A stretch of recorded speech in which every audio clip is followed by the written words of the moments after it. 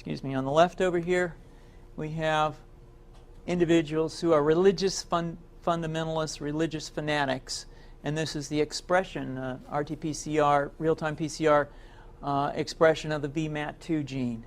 Over here, we have individuals. So let me complete. So over here, we have individuals who are not particularly fundamentalist, not particularly religious, and you can see there's a much reduced expression of this particular gene, the VMAT2 gene. Another evidence that supports our hypothesis for the development of this approach.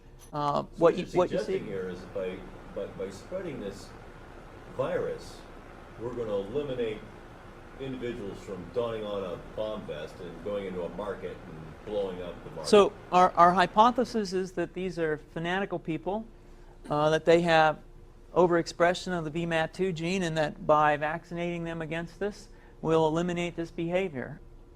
So we have some very, very remarkable data in this next slide.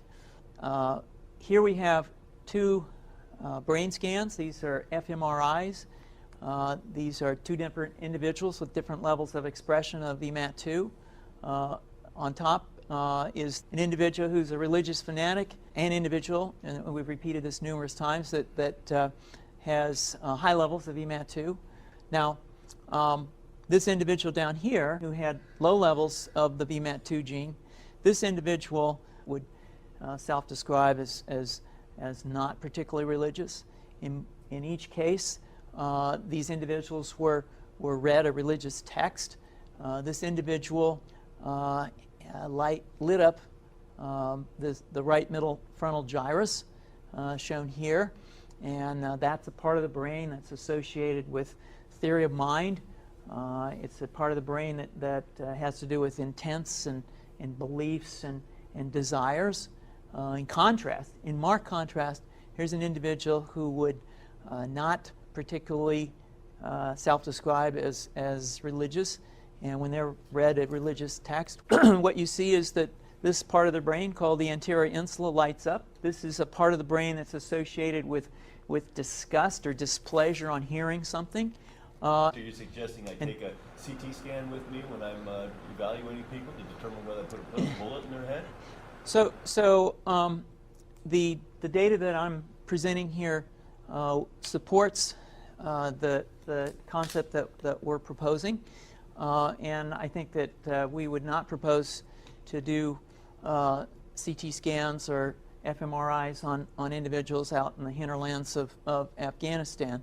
The virus would immunize against this VMAT2 gene, and that would have the effect that you see here, which is it's essentially to turn a fanatic into a normal person. And we think that will have major effects in the Middle East. How would you suggest that this is going to be dispersed? Aerosol?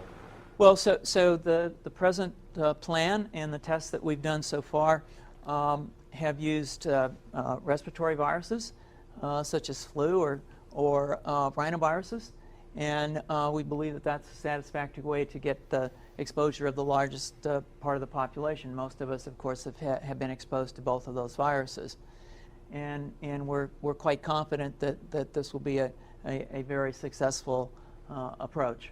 This is fascinating. What's the name of this proposal? Yeah, so the name of this project is FunVax, which is the vaccine for religious fundamentalism. And you have a proposal already?